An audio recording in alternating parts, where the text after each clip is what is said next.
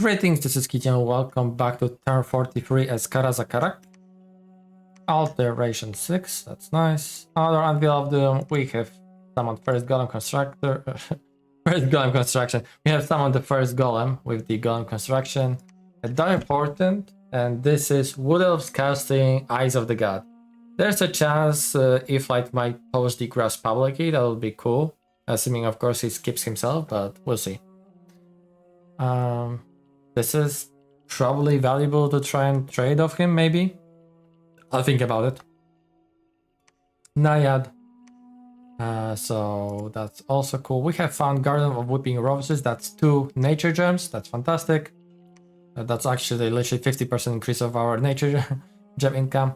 We saw a battle in the Palisades belonging to Nehekhara with a small force. Small force, there's actually quite a few Sacreds, Executioners. They have terrifying damage with the Bless.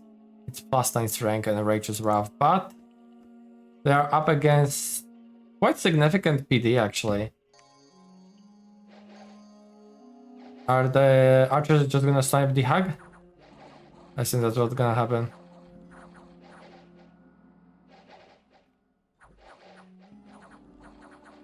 Wait, what the heck? So Hag just routed? For some reason? She has Battle Fright.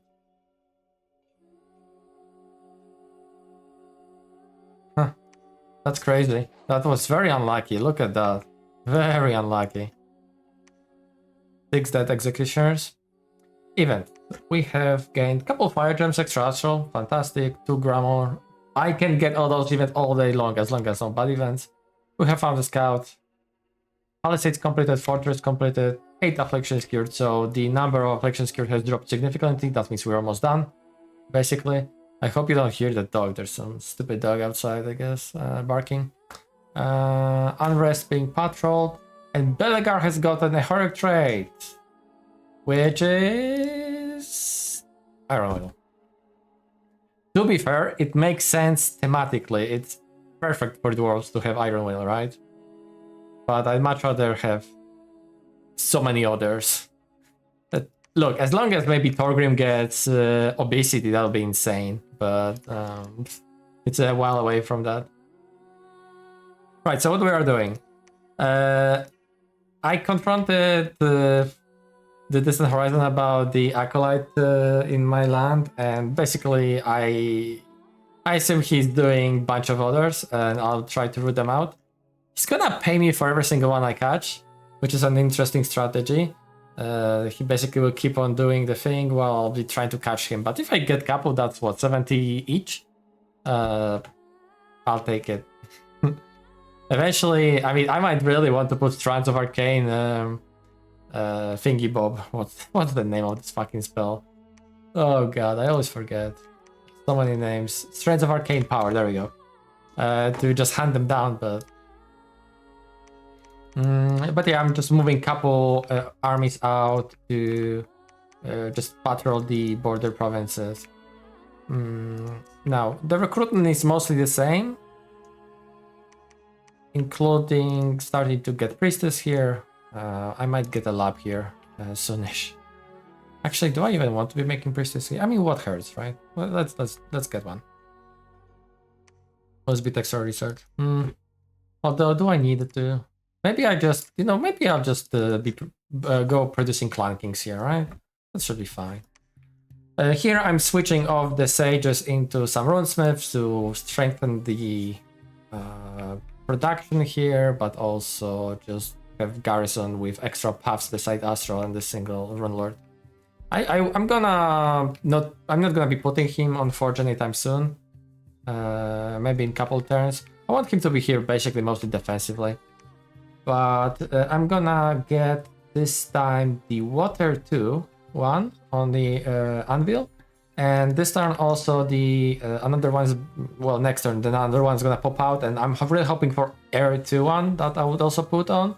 If not, then I will not be putting any, and I guess I'm gonna put Air 1 in that case. I do need to have Air Path on the Anvil.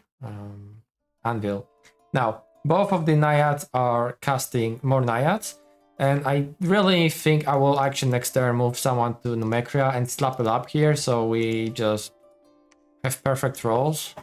I mean, that's the thing. This is not a bad place to get a fort on. Anyways, this will, you know, give me another stop towards my throne from the capital. You know, strengthening reinforcement path. This might not be a bad idea. To just guarantee it.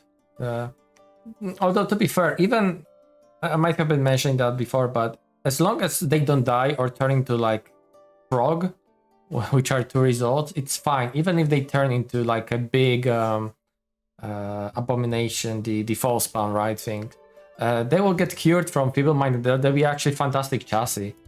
So I might just not bother for now, and yeah, I think I'm not gonna bother and transform them on capital. It's fine. I do have nature gems to reroll if need be, basically. I'm casting Simulacrum. Might as well do it now. There's nothing better for my goddess to do right now, and she has global stab, so the sooner I secure her, the better.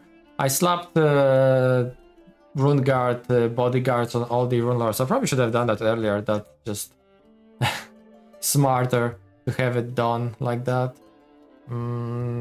Probably could. I'm too lazy to do it on at least the guys carrying items, the regular runesmiths, but whatever. Another slave matrix. Here I'm making an item from the Lucid Gen mod, a Cthulhu staff. It's quite expensive, 11 Astral it costs us, but 3 temporary water gems is very good. So that's what I'm gonna do. And I think I'm crafting something else, but I forgot where it was. As per tradition. Oh, there it is. A Scepter of Authority. The reason why I'm crafting Scepter of Authority is because our scout finally has gotten horror marked, and I will give it to him, and I will assign a couple hammers as his bodyguards. Basically, as long as it's not going to be significant horror attack, hammers hopefully should defend him, and together with Staff of Authority, he cannot lead troops, right, without that, so basically that's the reason why I'm making it. And also he'll be able to cast Burn, which may or may not matter against horrors, right?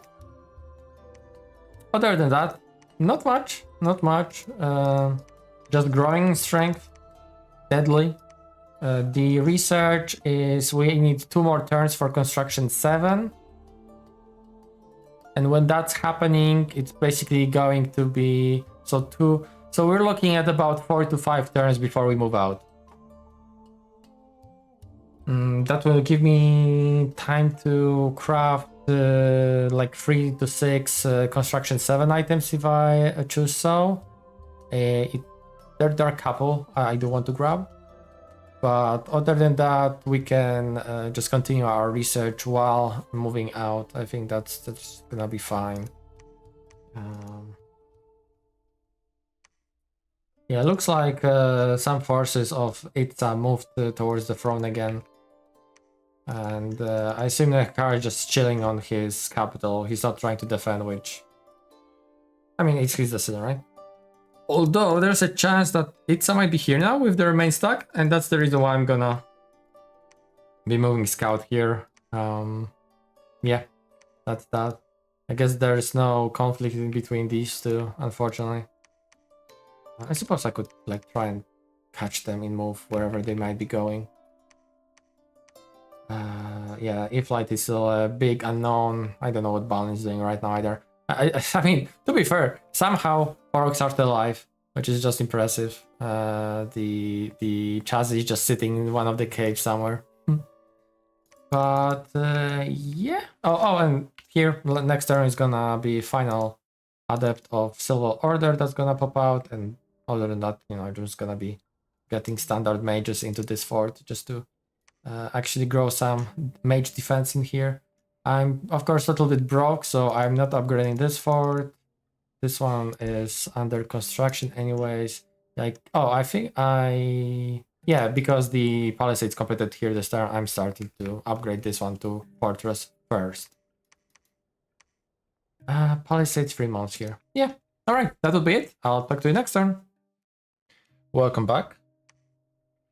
Simulacrum has been cast, so our god has extra layer of protection. Final activation of Anvil of Doom for now. We're gonna use some Earth Gems for crafting, like I was saying. 2 more Naias popping out. We have found Garden of Pearls. Finally, some sites being found by the Adepts of Solar Order. I wish, you know, I found them like 5 to 10 turns earlier, but oh well. Garden of Pearls is very nice. 2 extra Astral. No sites with the other 2. That's fine. Looks like Itza, as I kind of predicted, or rather as I saw based on the map, did in fact move on top of the Nehekhara, and good lord, that serious fucking army. Where do we start? Okay, so Skinks in the front, I suppose they are there to bait some spells and whatnot. A lot of Temple Guard, that's so much Temple Guard. I mean, to be fair, maybe they... No, they are free per square. Yeah, this is serious. And there are some Summon Sacreds too. The Xottles. They are pretty cool. They come with a shield. That gives them fire shield and also basically immunity to shock damage and cold damage, but some susceptibility to fire. And basically, the way it works is when the unit itself gets damaged, the shield pops, it's that magic barrier, and it disappears, and they get different shape with proper hit points and whatnot. They're basically comparable to Temple Guards stat-wise. Other than that. Well, they have Obstinate Sword, so it's not as good as Halberd, of course, but... I assume they also will have shield, similar as this one. Possibly no armor, though. I actually don't remember what exactly the shape is. Maybe we'll see this battle. Communion Master. Okay, so there is some communion going on. Any slaves? I'm curious, is he doing a reverse communion? Actually, we're gonna see in a second. But anything other interesting? Of course, a lot of the... right, the Skin Priest. I keep on forgetting the auto slave, so while these guys are auto masters, what am I saying? No reverse communion going here. Okay, so very potent mage roster here. Against the speedy, right? So I don't think we're gonna see any fancy spells, but let's take a look at gems. So here we have bunch of earth and bunch of nature. How big of a boost do they have? 16 slaves. Oof. Man, that's so good. That's so strong. Oh, the auto communions. I mean, I have to pay a ton of gems to basically have the same effect. More earth gems with a cauldron of broth. That's cool. More air and earth. Okay. More earth and nature. Some astral here. Okay. More earth. More earth. That's very interesting. What I'm thinking is there's a good chance he might want to do what I actually want to do, as in mass flight, or at least the weightless, or the floating effect into multiple earthquakes. But we're not gonna see it against this, obviously. We're just gonna see those poor skeletons get obliterated. I'd really hope to see some shot land on these guys to pop the shield, but I don't think we're gonna be lucky.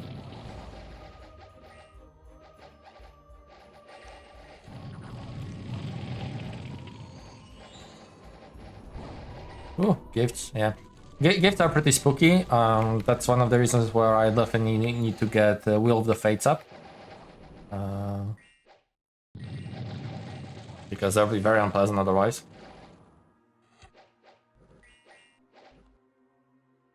Yeah, oh, hold on. We've got one. Okay, so that's their stat. So they have similar plates, shield. Yeah, so they're just slightly worse than the regular Temple Guard after losing their shield.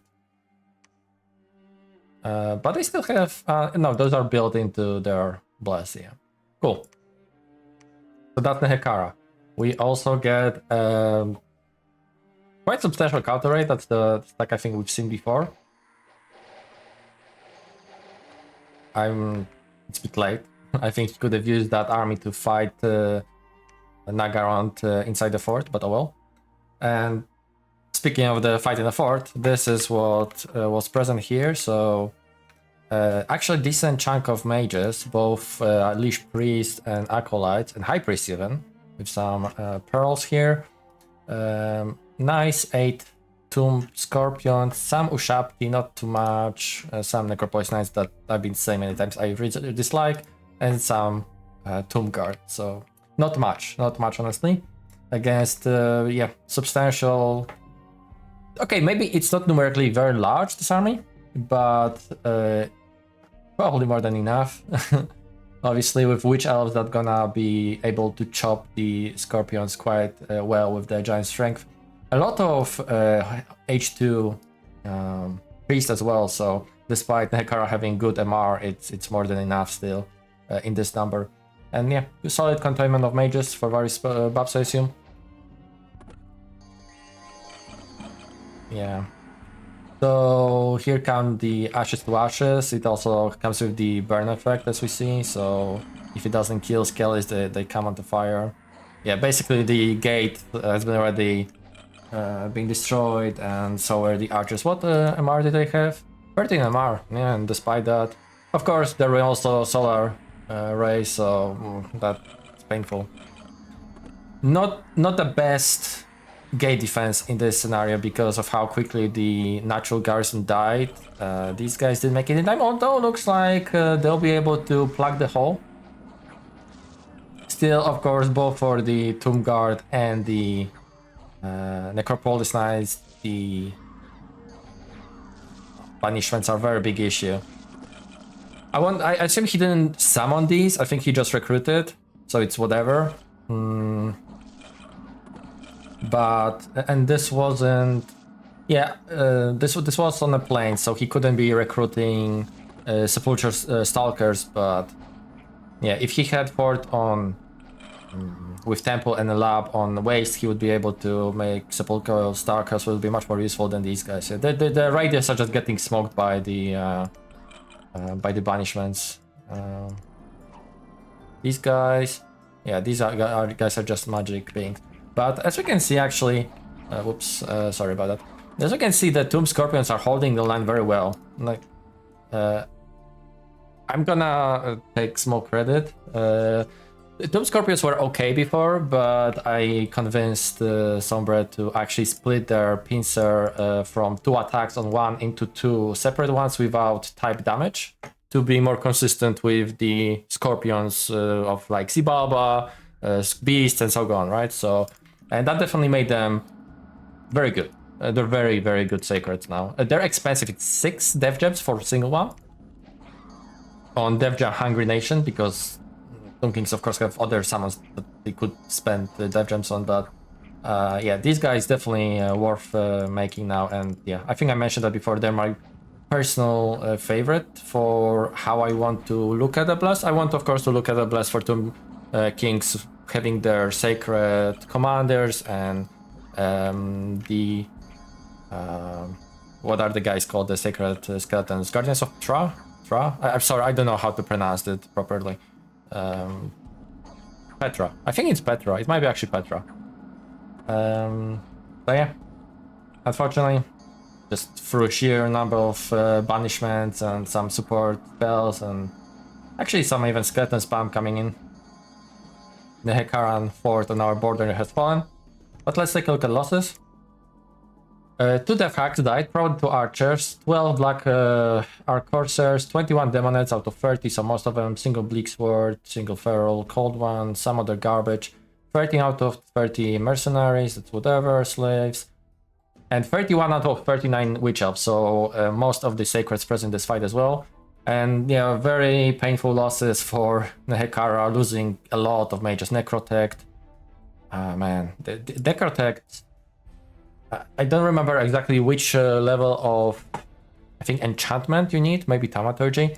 But Necrotect can cast special Quicken on constructs. So yeah, that's fantastic use of them to have some Tomb Scorpions with Necrotect, just giving them quickness. And then we can see 8 Tomb Scorpions scored 56 kills. They had, you know, a little bit increase in durability thanks to the reconstruction, but yeah, it's just without that bonuses, they did so well. And imagine if they had some extra help. fantastic, fantastic kills by such a small number. They're very killy. Of course, with the help of other chaff, you know, holding the line as well. But Necropolis Knights 14 scoring 33. That's also very respectable. But yeah, unfortunately, they fall into those banishments. 10 kills by Lich Priest, some Acolytes, High Priest. Yeah, they've been mainly doing, I think we saw some Skele spawn basically, and yeah, that's that basically. And Garrison, yeah, Garrison just got smoked for banishment, so yeah, that's unfortunate. It's truly coming to an end to Nehekhara. Without as much damage as I would wish for them to dish out, but hey, maybe we can see some cool fight between them and Itza. Maybe he has a lot more in his capital, I don't know. Anyways, for the event, 7 Earth Gems, that's amazing. The Lost Sun Dominion, whatever, it's gonna come back. I got some luck, so whatever, it's probably not gonna matter. Yeah, more misconceptions. I wonder if it's False God Preaching, I really do. And 6 Afflictions cured, so we're basically done with Afflictions, I think, here. Yeah, we are. Okay, but before we talked about turn itself, iFlyte has been kind enough, after casting Eyes of the God, to post most of the graphs, except of course he's not present there, and no Dominion for some reason chart. But yeah, let's take a look at them. So first, provinces. As we can see, we're first somehow. Khorne second, Tzeentch, Bretonnia, Itza are literally equal right now. Naggarond last, besides of course Nehekhara and Crag that are surviving with Nehekhara soon out. But yeah, I'm surprised actually that we have most. I was expecting Bretonnia to have most, but yeah, I guess our conquest of Orcish lands and then some of the Middenheim went rather well. Now for the maybe more meaningful graphs, forts. Looks like Tzeentch is actually leading. We are equal to Bretonnia now, followed by Khorne.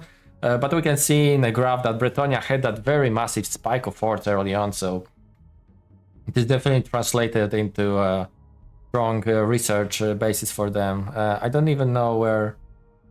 Yeah, we only had like first forts coming in the middle of the second half of the graph, so yeah, that shows. But yeah, so I'm surprised that Tzeentch the most, but I guess after taking Middenheim, that makes sense. He took like 2 forts from them and probably is making some more himself. For the income, we are actually first. And look, you know my scales, right? It's turmoil, it's no production, I think. It's heat, it's death, and we are still first in income. Of course, the riches from beneath is definitely helping a lot now. I'm guessing it's probably about 800 to 1000 gold from it potentially, just because we've got those 2 gold mines. But yeah, I mean, I can't even really tell where did we exactly cast it. I think it's yeah, I don't even know. I have hard time telling based on the graph. Maybe where everyone else had the bump? Hard to say. But we do have a nice lead over both Tzeentch and Bretonnia. We see that Bretonnia did have supremacy over income for a good while we are in the middle of a pack for also pretty long. So it looks like, yeah, it definitely had to be me taking over Greenskin lands and then getting rid of Unrest, getting my Dominion in, and yeah, that's basically the steady rise of our income. Now, gem income. We're second, that's pretty good. Tzeentch has pretty substantial advantage, actually, relative, but I'm happy to see myself on a second place. Of course, keeping in mind that I do have Airblood Deepwell active, so if we remove that, then like just Native's income is better for both Itza and Bretonnia. Possibly we're about the Khorne level, maybe even below. Yeah, probably about Khorne level if we forget about our global, but yeah. Tzeentch global also giving him probably about the difference between us, so I estimate that he is about 20 to 30 gems more than me per turn. And of course, gotta remember that gem income graphs, they also show event gems, so it's very hard to actually pin down. You know, sometimes there can be very large gem events, sometimes you can lose gems. Blood income, of course, it's mainly Khorne with his passive income. Tzeentch doing some blood hunting recently, so that's something to keep in mind. He's basically skyrocketing now. There was some Itza, some Naggarond, probably mainly for items, maybe some Demonets that we saw from Naggarond. But I don't think this is anything like huge so far. It's just probably mainly Khorne passive income, which of course matters. They can get a lot of demons that way. Now, this is the most important chart, I think. Research. And we are fourth. assuming, you know, again, that Wood Elves are not better than us too. And this is very surprising. Well, while Itza, of course, they have bullshit research, basically, and, you know, now that they also control... I think this is basically, this little dimp is where they've cast the astral thing, the astral global good god, spell focus. Maybe not. But yeah, they control spell focus. Probably they moved most of the researchers to the capital because we saw that they don't have that many forts actually. But yeah, their research is actually fantastic. There was some magic. But somehow Bretonnia is skyrocketing in research, and I'm shocked by it actually. I guess the mages are pretty efficient in research, and you know, even though we actually have similar number of forts, plus our forts are actually all citadels, so we actually, I believe we have the most commander points for spent for mages, and we are basically cranking out our gold efficient mages all the time. We're quite far away. Potentially they're making, of course, boosters while I wasn't. I could probably next turn make some lanterns if I choose to, but we'll see, because next turn I'm gonna hit construction 7. But the Itza definitely has some 8s already, one maybe 2 8s even. Bretonnia, similar story. Tzeentch is not that far ahead, but far ahead, and of course everybody else are pretty far behind. So we are at the bottom of a pack that's relevant, I could say. Army size, Bretonnia, but this is, I see, mostly garbage. They also get some free spawn cavalry, so we shouldn't worry about that. Tzeentch, a little bit more spooky, but it's probably still a lot of marauders. While basically all of our stuff is high quality, so being high quality on this position, pretty happy. It's a little bit behind us, Naggarond. Again, hard to say where Wood Elves are, probably in between me and Tzeentch if I had to guess. Finally, Ascension points is just a more neat way of seeing what we can easily check. We're equal to Khorne, then Bretonnia and Tzeentch, then Nehekhara and Itza. And of course, Nehekhara is about to lose the throne to Itza. That we hopefully will take soon after. Right, so those were graphs. Right, let's take a look at our crafting. I'm making another hammer. I think I want to pump out a couple hammers now while we're hitting construction 7. Let's see, making Clam of Pearls, making Coin of Meteorite Iron for the Golem. Next time we're gonna make a hat for him too. And what else? Probably Rune Smasher, the Elemental Armor too. And he should be pretty happy camper. He doesn't need shoes really, does he? Yeah, mainly research. My god will be also researching for now. It's still a significant chunk of research points she can add to the pool. Not recruiting too much, just mainly some troops in Bone North Tribe, and other than that, just mages everywhere. Upgrading the fort here. Yeah, we're about to finish castle here.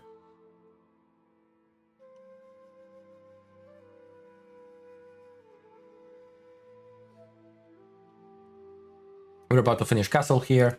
Doing some patrol. Actually, we're gonna patrol later. So far, you know, I do want to slap 3 temples here. Probably gonna slap temple here too. And oh yeah, moving back the engineer to take over the construction of a fort, since I started this turn with Belegar, just to save that extra turn. Right. Yeah, just patrolling, trying to catch those stupid acolytes, because I'm pretty sure he's doing his Inquisition thing more than I think so, than I was expecting to. Or maybe I'm just imagining things. We'll see. If I catch some, that's good. For the research, yeah, like I was saying, we're hitting construction 7 next turn. Gonna blitz to Evo 6 very quickly, and after that gonna go for the enchantment 8. And I still haven't decided if we're probably gonna hit alteration 8 afterwards, and then maybe finally go for evocation 9 and the strands of arcane power. But I don't know where we're gonna cast. It's probably gonna be a long while. Still will be cool. It will be just cool. And here, what I'll be doing, giving the ring. I did remember to give the ring to this guy. I'm gonna go underwater for side searching. Just a couple extra provinces to side search with the adepts. I'm pretty salty. Like, look at that. Earth random, Earth random, Earth random, and you guessed it. Oh no, this one is fire random. So we somehow, out of 4, we have failed every time to get a fucking air or astral random, which is just frustrating, but Yeah, well, what can you do? Dominions. I usually tend to draw the short end of a stick as far as random things go. But yeah, I guess this would be it for this turn, and I'll talk to you next one. Welcome back. Construction 7 has been reached. Climbing through evocation really quickly. And the first transformation we did last turn, of course, fucking failed. We're gonna take a look at that in a second. I've teleported my, the Adept of Silver Order to site search a little bit better. Yeah, so the transformation was here. No sites found by death and nature. We have a battle with Khorne doing some last province raiding against Nehekhara. And let's see, I mean, his army is pretty damn powerful. Albeit not very sizable. It's definitely quality, though. A bunch of his infantry, a lot of devils. Look at how many devils he has. Yeah, that's pretty good. And a significant chunk of 1,000 knights. Looks like we have... Hold on. Who is having this mark over their head? Looks like this guy. Okay, so this guy potentially is turning into Demon Prince. I wonder if he succeeded, but yeah, that's that. And we do know he's blessed, but let's just remind ourselves what it is again, very quickly. Attack, thanks to the front, draining weapons, precision, undying, enchanted, blood, and fortitude. So yeah, this guy's pretty spooky for sure. That's that. Nehekhara moving around rather with... Actually, this looks like most of his sacreds to me. I'd be surprised if he had many more left in capital. But yeah, he moved out of the capital and he's just taking provinces around it. And this is the fight over the throne. I mean, not too much really to see here. Besides, let's see, a Gorok, that's a hero. He has pretty sick shield. He's quite old too. But yeah, awesome shield, strong mace, actually very good attack. With, of course, with bite, and looks like he has built-in resistances against basically everything. That's nice chassis for a hero. A nice skull of Huanchi. Oh, this is one of the summons, I see. This one is of what? Dark power, some stealthy, poison in a bite. That's neat. It's a stealthy troop, yeah. Oh wow, he actually has a bunch of variances, so let's just take a look at them very quickly. This is just a variant that has a lot of fire resistance from the looks of it.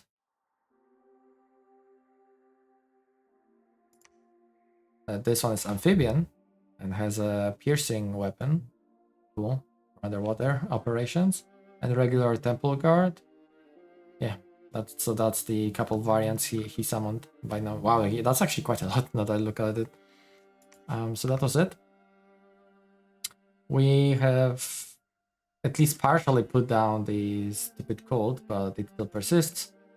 Ulgrim has joined us. We're gonna take a look at him in a second as well. We have found some nature gems. Dominion bumping up, that's good. Unfortunately, he did get the Demon Prince. Okay. I would much prefer this to fail. So yeah, we have a pretty damn respectable Demon Prince here with this. Oh man, yeah, with the fucking blood. Oh my god, heroic toughness. Wait. So it's not even obesity, it's toughness. Or was it renamed? Oh, that's such bullshit. Look at that. Look at how many fucking hit points he has. Heroic toughness. Is this like a rare version of obesity? Huh, that's insane. Man, that's fucking insane. Oh, it's gonna be... If this guy goes to arena, it's gonna be pretty fucking hard to kill him, but maybe our Demon Slayer will do it. We have found Scout. We have found the cultist, so that's what, 70 gold Tzeentch is supposed to send us now. We have found some prophets. I think that was no, it wasn't underground. Oh, that's on the waste. Castle completed. Yeah, Okay, cool. First things first. Yeah. I think in neutral luck it's 20% to fail. And then out of 20% there are a couple of options, and this is basically the worst one we can get. Actually, maybe Freak is also the worst one. I don't remember if Freak is also mindless in Dominion 6 or not, but yeah, back in Dominion 5, this thing would have still kept its paths, but because Dominion 6 made a change where you cannot have mindless mages besides Golem, yeah, you lose paths on this fucking thing, so also loss of 45 gems, thank you game. I mean, I assume now we're gonna have only successes, right? Considering it's supposed to be 20% of failure. But yeah, the other one, Turn to Giant Spider, it's a bad chassis, it has really bad magic resistance, no slot, bad hit points, didn't get extra paths, so yeah, we were just rerolling it, and we're rolling with another one, because might as well. The other one's gonna be making Endless Bag of Wine, and since we're talking about making things, we're making another Dwarven Hammer, Elemental Armor, Starshine Skull's Cap, because we've gotten to the construction, right? Did I use? Okay, I forgot actually while we're at it. While we're talking about items, just before I forget, this should work, right? Yeah, he does have leadership now. So let's drop these guys and let's give them armors. Hammerers over a Rune Guard because of course he cannot bless them, and also Rune Guard have Bodyguard 3 while these guys have Bodyguard 4, so a bit better. And cast spells, of course. Ungrim. There he is, in his Slayer glory. So what are noticeable things about Ungrim? Of course, a ton of hit points. That's probably one of the higher natural values any dwarves come with, so that's at 8. The Cursed helmet that has 25 protection and no malus, so very good protection helmet, but of course, unfortunately, lucky and effect, but it's fine. He comes with a Mark of Draining, so yeah, built-in luck and 2 extra slots for miscellaneous, so that's very good, just built-in luck. And he comes with Axe of Dargo, which is almost identical to Axe of Grimnir, if I'm not mistaken, only has a little bit worse stats, yeah. So it has 1 attack and 1 defense less for having 1 extra damage and being 2-handed weapon, so more damage, a little bit less stats. Whatever, yeah, I mean, it's good, of course, but of course, affliction resistance, good unsurroundable. He's inspirational himself. Berserker 4. Funny enough, that's lower than Demon Slayers. They have 5, he has 4. But of course, he's a menace. If we are to give him some other... I mean, to be fair, again, this is a very good weapon against single targets. You can always slap armor piercing through weapons of sharpness on those, and yeah, these things will just slay any single entities. So yeah, that's that. Yeah, not much going on in the capital besides that. Yeah, we're just continuing our patrolling, our standard recruitment, as in we're getting units here. And underground, I think. I might have paused for a turn, actually. Yeah, I'm pausing for a turn. Just to get a little bit extra gold in treasury. Looks like Tzeentch got attacked by some frogs here. I could maybe send some scout to see. I'm curious what he's gonna retake it with. He wouldn't probably need to see the fight. Just whatever units he's gonna send will know what was used for that purpose. But yeah, anything other in our land. Side searching here. The guy we have Cloud Trapeze is in this way, so we're just gonna do a circle like that. Side searching. Same thing with the other guy, he's gonna be making the circle towards Endron. Though I should send someone to these. I guess this guy will do it after he side searches underwater. Or do I have some other guy somewhere? Am I crazy? I thought I had 4. Okay, 1 second. 1, 2, 3. Oh, right, the 4th one is here, of course. So he's on last few provinces to side search. Cool. Palisades, 1 month left here. We did start upgrading here, right? Yeah, we did. Citadel. And we are upgrading here into Fortress. Next turn it's gonna be completed. Right, yeah, trying to find those stupid cultists. And oh, yeah, I'm building build it. build the temple here, like I was mentioning last turn. I'm gonna get 2 more, and yeah, just need to get the dominion numbers up higher to mainly fight off Tzeentch. And you know, if we go to war with Itza, it would be good to actually push our dominion into him, so that he's forced to fight into Drain. Oh man, yeah, that's serious army, and yeah, he did finish that Citadel a couple of turns ago. I might have mentioned that. So in the perfect world, these two would fight, but I don't think it's gonna happen. I think DistantHorizon is considering fighting either Itza or Dark Elves or Wood Elves. I did tell him to maybe not fight Dark Elves because, I mean, obviously they're very weak.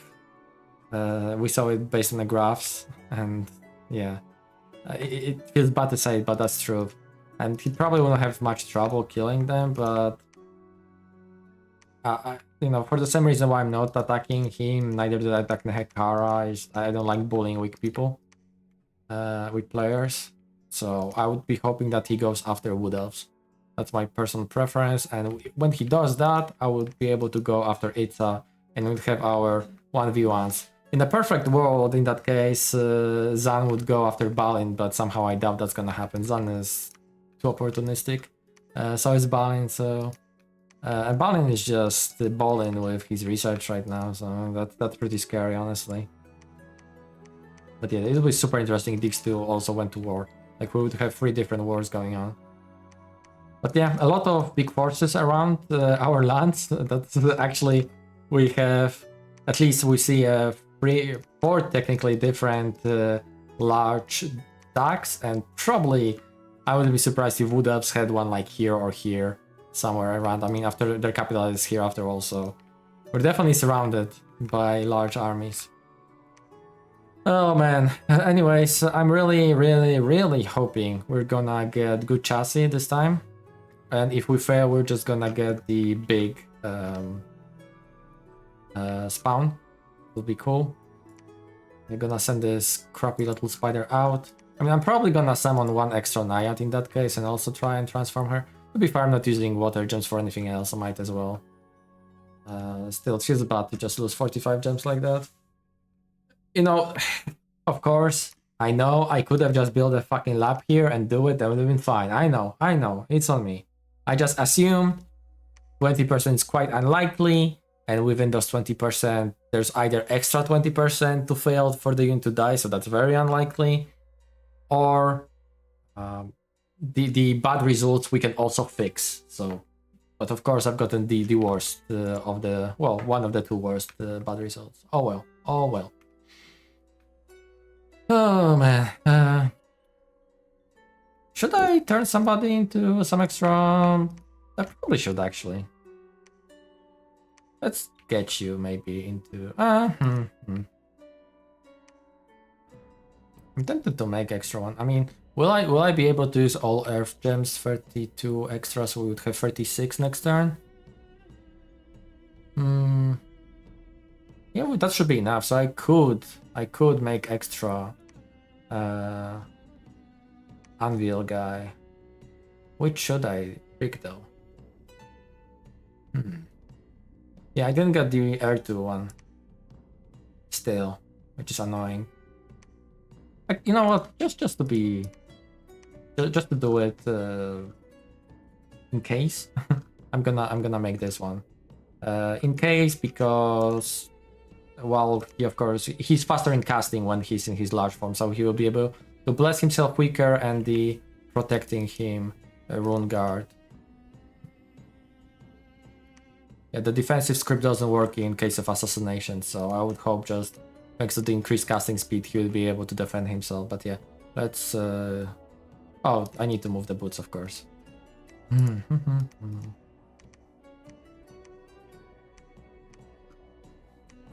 Cool.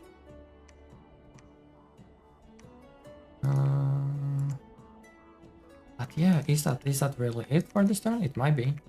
Actually, fuck. Okay, no. Let's wait 1 turn. Just wait. Let's wait 1 turn, and the reason for that is the next Rune Lord is about to pop out, and we might end up turning him if he's the type with Air 2. Again, that we prefer to get at least one Air 2. If not, of course, before we go to war, we're gonna turn 1 or 2 Air 1s into the... probably this one and this one. I don't want the Astral one to be turned. To just play around magic duels in the future. But yeah, that would be it. Let's just run really quickly for the turn. I know this is a little bit hybrid, as in I'm mostly talking over already done moves, but you know, small changes. Let's double check the inventory.